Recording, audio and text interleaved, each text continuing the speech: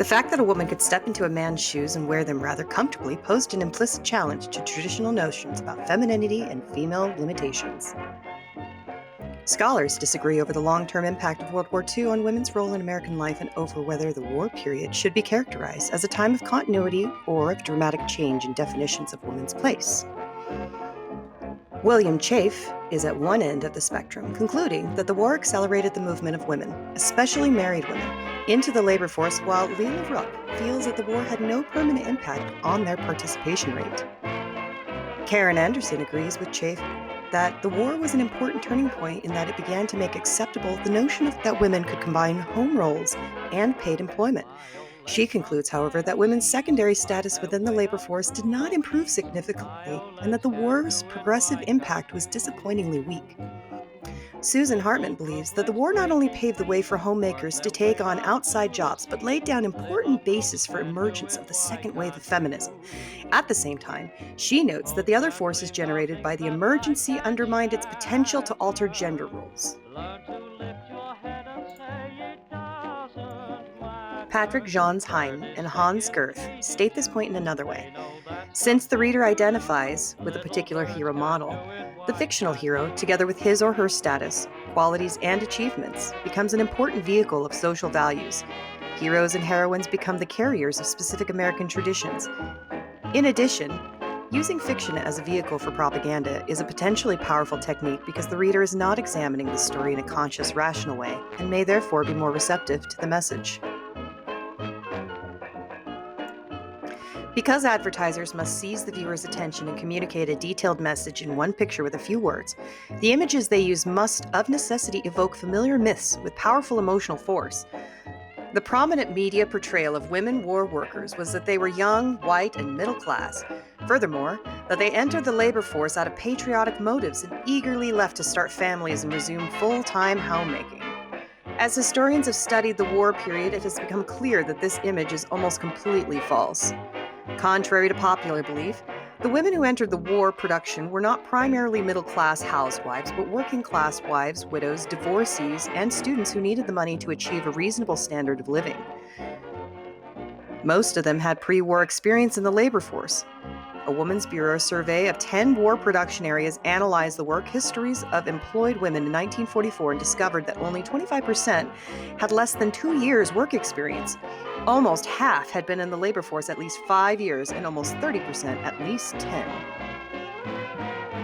This report revealed, moreover, that only 1/3 of women in war manufacturing plants described themselves as having been employed as housewives before entering the war work.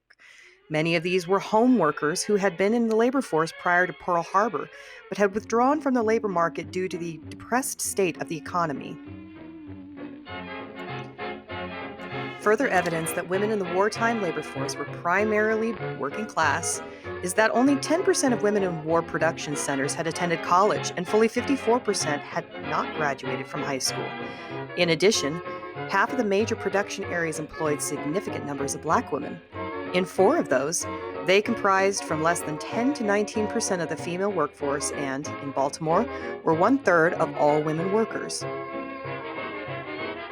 Moreover, war manufacturing industries drew roughly equal numbers of women from housework and other industry groups such as trade and domestic personal service. Undoubtedly, some of the women taking war jobs did so for patriotic reasons. However, given their extensive pre-war work histories, it appears that war workers came primarily from the ranks of women who needed to earn a wage in peacetime as well, either to supplement their family income or to support themselves. The industries that have hired women generally operate on low profit margins and are non-unionized. Service and trade, clerks, waitresses, laundry workers, telephone operators, domestics, and non-durable goods, apparel, textiles, and food. Similarly, the professions that are dominated by women, nursing and public school teaching, have traditionally been at the low end of the salary scale for college graduates. In short, like minority and teenage workers, women are among the most exploited members of the workforce. Due to the influx of women into aircraft, shipping, and ammunition manufacture, their numbers rose from only 8% of all durable goods production workers in 1939 to 25% in 1944. Similarly, while only 15% of all women factory workers were in durable goods production in 1939. By 1943, fully 45.3% were engaged in such work. By the end of 1943, women comprised 34.2% of all ammunition workers, 10.6% of those in steel production, 10% of all personnel in shipping, 8% of railroad workers, and 40% of people employed in the aircraft industry.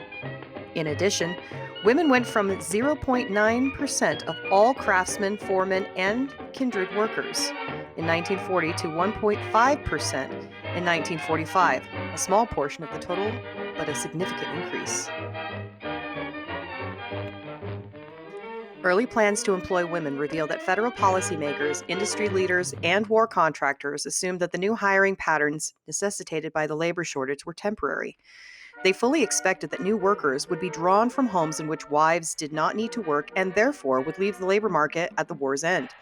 These assumptions provided a framework for the recruitment campaign that reinforced false beliefs about working women. By the time surveys showed that most women in war plants planned to remain in the labor force beyond victory and desired comparable jobs, the early assumption that new workers would be drawn from the ranks of women whose career was homemaking had already been established as the dominant perspective in recruitment propaganda. Another reason for relying primarily on propaganda to meet labor requirements was that the government hoped it could exert some influence on labor market patterns by providing an ideological framework compatible with wartime conditions. Through psychological manipulation and emotional appeals, propaganda could perhaps accomplish what enrollment and registration drives were failing to do. The propaganda strategies of the advertising industry were more blatant than those of the magazine industry, although the participation of writers, publishers, and editors in OW1 campaigns was just as complete. The chief of the magazine bureau was Dorothy Dukas, a journalist and personal friend of Eleanor Roosevelt. She was discovered in her visits to editors that stories concerning war news were frequently held up by lack of government information, while inadequate and sometimes conflicting directives from Washington were interfering with their aid to government programs. Dukas and her staff carried on voluminous correspondence with government officials while answering an average of 600 letters a month from editors and writers requesting background material for stories.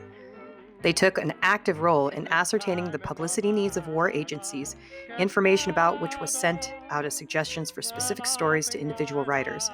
To illustrate campaign goals and strategies, they sent photographs, pamphlets, posters, and guidebooks to editors. According to OWI files, magazines were major supporters of the Woman Power campaign, perhaps because their audience was primarily female. Their extensive involvement was early indicated in the summer of 1942, when editors asked Dukas for information about the employment of women.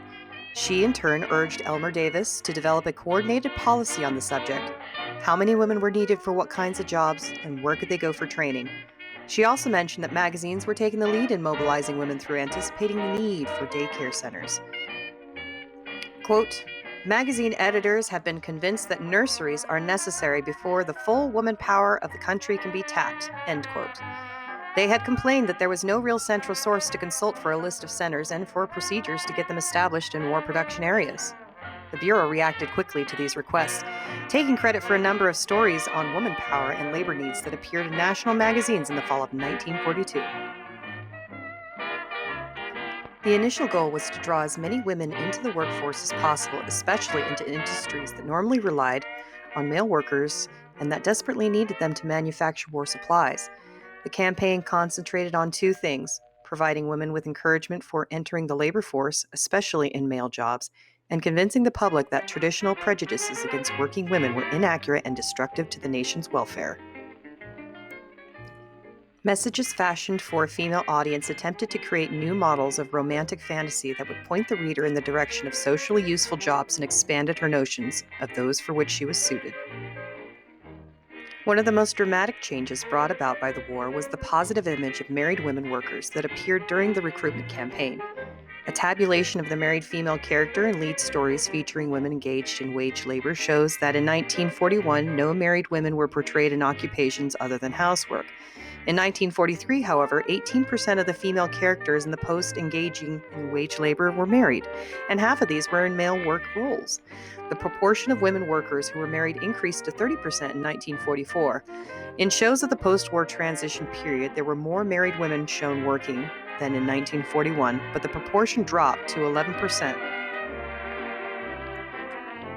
Unlike the portrayal of the narcissistic career woman driven by ambition who ends up unloved in the 1930s, the stories that portrayed working wives show them as normal feature of wartime living, and romances ending with engagement frequently made clear that the heroine will continue her career after marriage. Propaganda for the home front was to inspire a feeling of collective responsibility, selfless dedication to winning the war, and a solid identification of civilian activity with men overseas. The primary message writers were asked to convey was that individuals should drop their normal routines and private dreams in order to pitch in wherever needed to help the community, whether that be a local problem or a national emergency.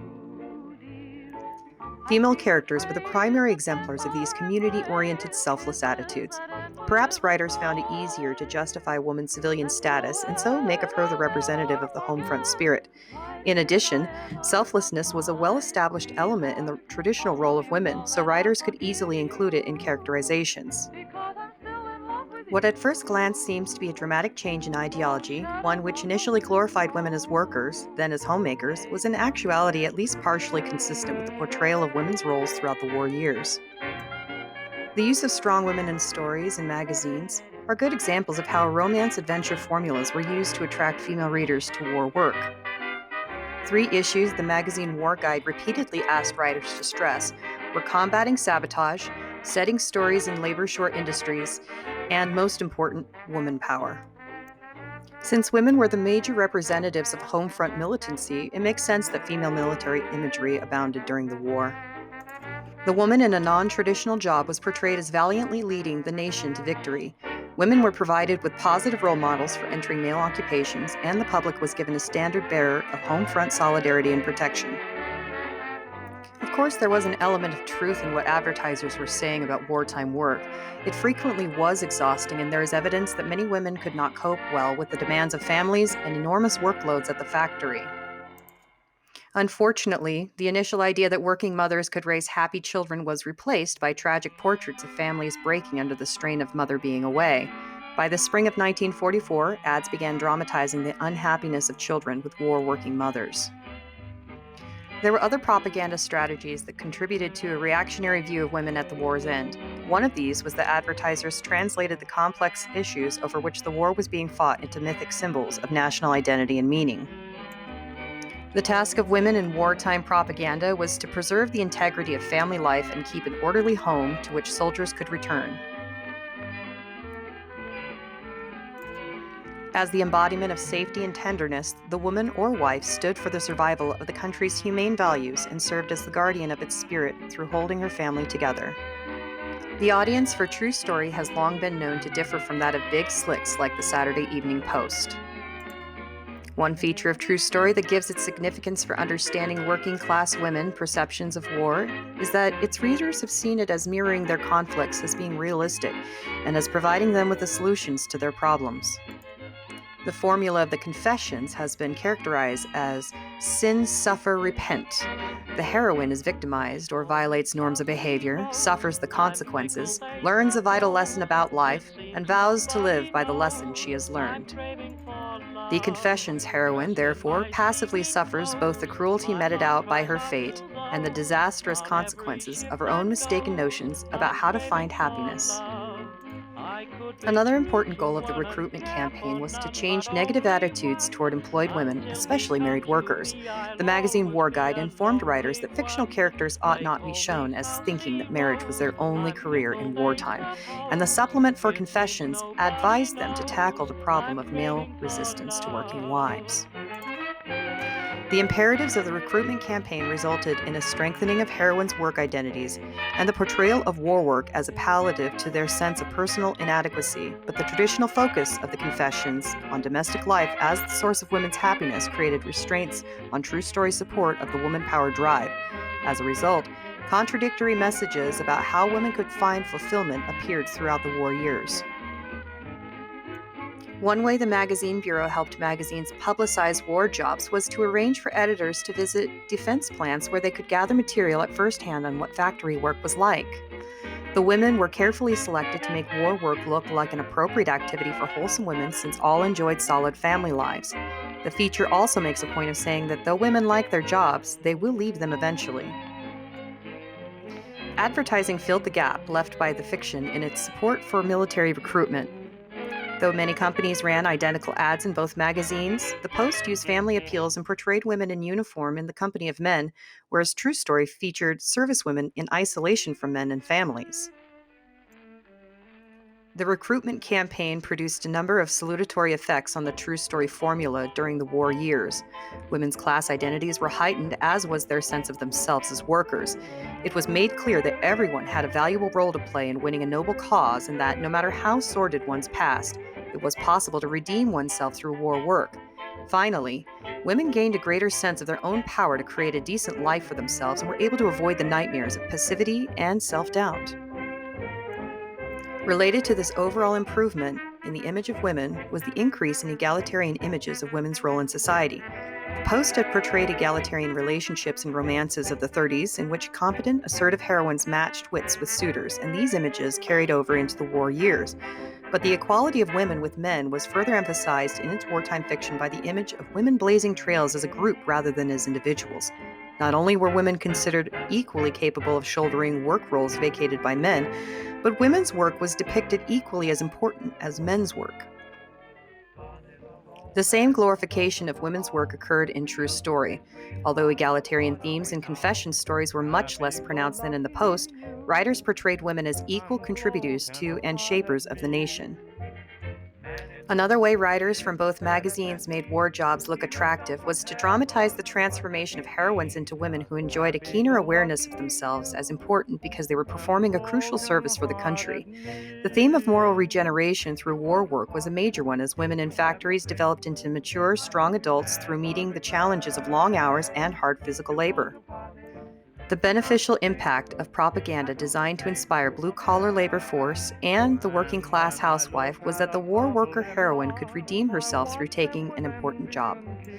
The wartime image of war workers reflects this perspective as enterprising women gamely entered the unfamiliar setting of noisy factories or fields of combat to defeat the enemy. Undeterred by their lack of training or small size, such women were the embodiment of American ingenuity. The redefining of female abilities necessitated by the labor shortage produced strong female characters in middle-class popular fiction who could defeat an enemy agent, run a drill press, work 60-hour weeks, or build a bomber. However, working-class literature for women failed to adequately reflect the new occupations women were performing because its ideology and the treatment of class in propaganda limited the degree to which such redefinition could occur. The Rosie the Riveter, who could handle a rivet gun, weld a ship's hull, or test parachutes, was primarily a middle-class image. The working-class picture of Rosie was that of self-effacing, though proud patriot in semi-skilled assembly line jobs of clerical work, who was prone to making tragic mistakes that damaged her relationships with men. Several lessons can be drawn from an analysis of the way propaganda, gender norms, and class values interacted during World War II to produce the complex image of women we find in magazine fiction and advertising. Perhaps the most basic of these is that we are provided with an example of how quickly images can change when the media, government, and industry are mobilized to accomplish a goal. As defenders of liberty, women were cast into a selfless role that conflicted with the concept of female self-actualization through new work opportunities. This was especially pronounced in working-class propaganda, which encouraged class pride but largely ignored the issue of female advancement. Ultimately, the nuclear family came to represent the values of all Americans and was used as a symbol of unity. The nostalgic view of the family that gained such strength during the war years reflected widespread yearning for familiar rituals, childhood innocence, and physical comfort, but within a context that attempted to stir the passions of civilians. By examining the role of propaganda to increase women workers during World War II, we are able to see the deep-rooted ideology and the attempts to change society in order to ensure victory.